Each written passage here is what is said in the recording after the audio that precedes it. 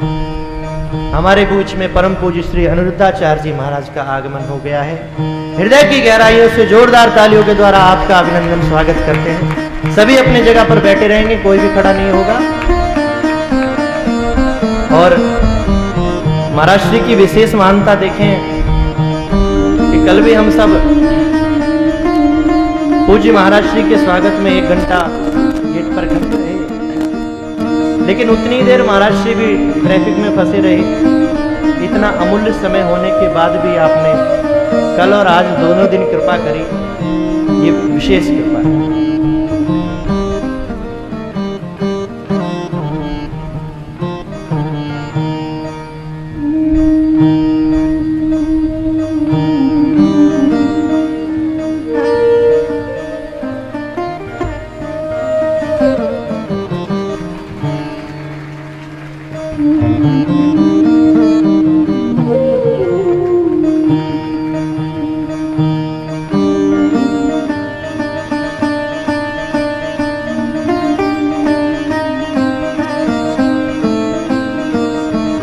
बड़ी कृपा है। पूज्य पाराशर जी महाराज को भी कल ही आना था और पूज्य महाराज श्री को भी 11 को ही आना था, लेकिन पूज्य शंकराचार्य जी महाराज के पास जब मैं निमंत्रण लेके गया तो उन्होंने कहा या तो उद्घाटन करा लो या समापन करा लो। मैंने कहा आप उद्घाटन ही कर दें, बड़ी कृपा होगी। तो प्रथम दिवस पूज्य शंकराचार्य जी महाराज ने उद्घाटन किया और समापन पर ऐसी ऐसी विभूतियों का दर्शन हमें प्राप्त हो रहा है। ये भगवान की विशेष कृपा। तो कल चर्चा चल रही थी भक्तों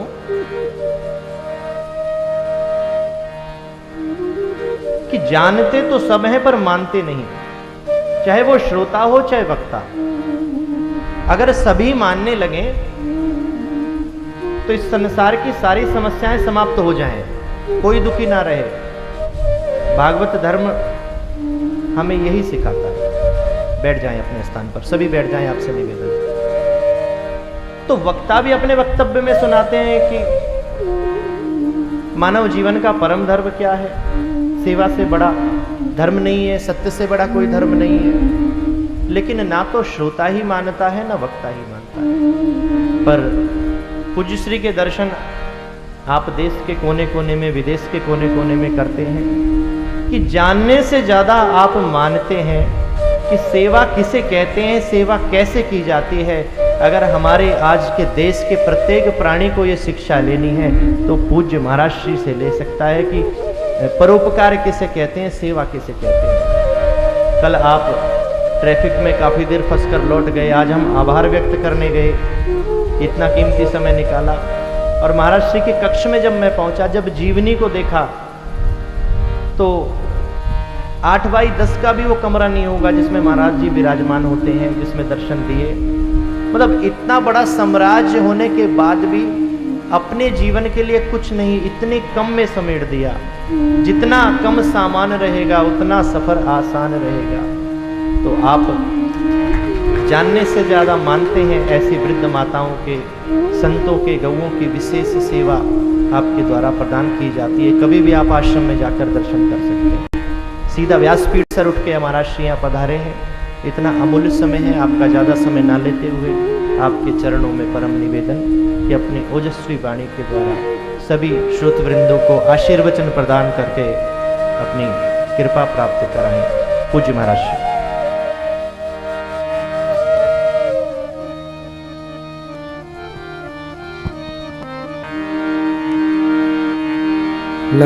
लक्ष्मीनाथ समारंभा नाथयामुन मध्यमा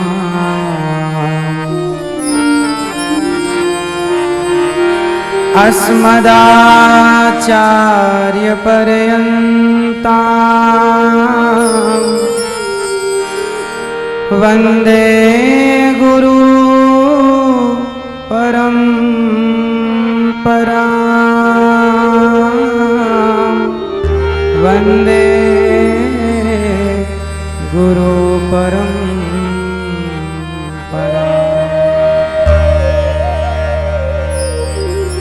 बोलिए श्री वृंदावन बिहारी लाल की वृंदावन धाम की जय। परम वंदनीय व्यासासीन श्री शिवम सागर जी महाराज साधक जी शिवम साधक जी महाराज जी के श्री चरणों में दास का बारंबार नमन। आप श्री के द्वारा आप सभी वृंदावन आए और ये अमृतमयी कथा का रसपान कर रहे हैं। आज आपने बताया कि आपके पिताश्री भी भागवत जी की सेवा करते थे और अब उनके सेवा के उसी प्रकल्प को आप भी लेकर चल रहे हैं। सबसे बड़ी सेवा है सबके हृदय में भगवत भक्ति भर देना, जो कि आप श्री कर रहे हैं। भगवान की आप बड़ भागी हैं सभी लोग जो भी यहाँ बैठे हैं कि वृंदावन धाम में आप आकर के कथा का रसपान कर रहे हैं। जीवन का सार तत्व यही है। 4 वेद और 18 पुराण में सभी का सार यही है। ये समझ में आ जाए कि बस भगवान हमारे हैं। यदि हम कहते हैं कि ये पत्नी हमारी है, पुत्र हमारा है, परिवार हमारा है, ये सब झूठी बातें हैं। पत्नी पुत्र परिवार की तो छोड़ दें, ये शरीर भी हमारा नहीं है। ये शरीर भी हमारा, यदि शरीर हमारा होता तो हम सबका शरीर यहीं का यहीं रह जाता है। संग ले जाते हम लोग कुछ। आपकी आँखों पर, आपके कानों पर, आपकी वाणी पर, आपके शरीर के किसी भी अंग पर आपका कोई जोर नहीं चलता कि आप चाहते हैं कि आप बुढ़े हो जाएं। हो जाते हैं कि नहीं? इसका मतलब आप शरीर के मालिक नहीं हैं। यदि आप होते तो शरीर बूढ़ा ही ना होता, बाल पकते ही ना, आंखों में कम दिखता ही नहीं। इसका मतलब ये है कि शरीर का मालिक कोई और है और जो इसका मालिक है वही है भगवान श्री कृष्ण। तो हमारा ये शरीर भी है। शरीर आपका है मैया? शरीर हमारा नहीं। जब शरीर हमारा नहीं है तो पत्नी और पति हमारा हो सकता है? कहते हैं ये हमारी जीवन संगनी है, पत्नी को कहते हैं ये हमारा पुरुष को जीवन साथी है। बताओ आज तक के इतिहास में किस पत्नी ने सारी जिंदगी साथ दिया? किस पति ने सारा जीवन साथ दिया? बीच रास्ते में छोड़ के चले गए कि नहीं पति और पत्नी? हाँ या ना? तो जो कहते हैं कि तुम ही जीवन संगनी हो, तुम ही जीवन साथी हो, सब झूठ कहते हैं। ये मेरा बेटा है, ये मेरा पति है, ये मेरा परिवार है, सब झूठ है। तो सत्य क्या है? सत्य यही है कि एक भगवान के सिवा मेरा इस संसार में कोई नहीं। अब इतनी सी बात आप चाहो तो आज समझ लो, इतनी सी बात चाहो तो 10 साल बाद समझ लेना। जब भी समझाया जाएगा यही समझाया जाएगा। यही इतनी सी बात आप चाहे 50 साल 70 साल बाद समझना और चाहे इस बात को समझने के लिए और अगला जन्म लेना। सभी वेद पुराणों का सार यही है। ये समझ में आ जाए कि संसार मेरा नहीं, भगवान मेरे हैं। देहे स्थिमांस रुधिरे भिमतिं त्यजत्वं जाया सुतादिषु सदा ममतां विमुञ्च पश्यानिशं जगदिदं क्षणभङ्गनिष्ठं वैराग्यरागरसिको भवभक्तिनिष्ठः पुनरपि जननं पुनरपि मरणं पुनरपि जननी जठरे शयनम। तो बताइए, आप बताइए, सारे वेद और पुराणों का सार तत्व क्या है? यही सार है कि मेरे तो गिरधर गोपाल, दूसरों ना तो बताओ अब आपका कौन? जोर से, आपका कौन? आपके केवल मेरे तो गिरधर गोपाल। बोलो मेरे तो दूसरो ना। हे नाथ, मैं आपको कभी भूलूं नहीं। तो मेरे कौन? जोर से। तो फिर पति किसका? बच्चे किसके? शरीर किसका?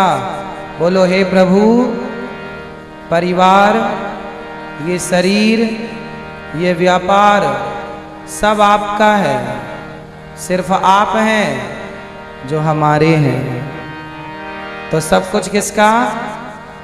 और भगवान किसके? हमारे। हम लोग उल्टा करते हैं। हम लोग संसार को अपना मानते हैं और भगवान को पराया मानते हैं, जबकि मानना चाहिए संसार को पराया, क्योंकि संसार आज नहीं कल पराया होगा। लोग कहते हैं अपने भी पराये हो गए। क्या बेटा पराया नहीं हो जाता?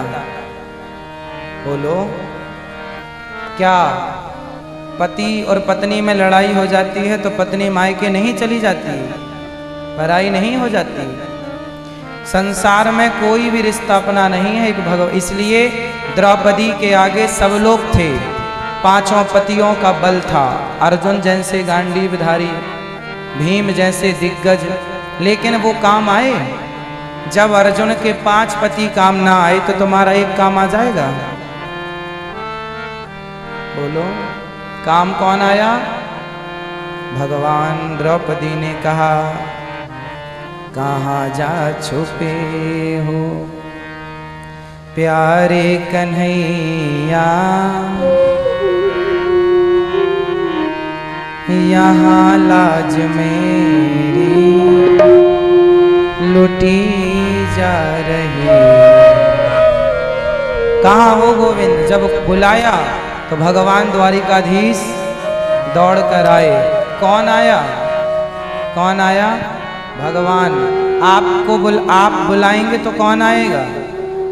जब आप बुढ़ापे में खटिया पर बैठेंगे उस समय बुलाएंगे, पानी दे दो भैया, ये दे दो, तो पानी देने भी लोग समय से नहीं आते।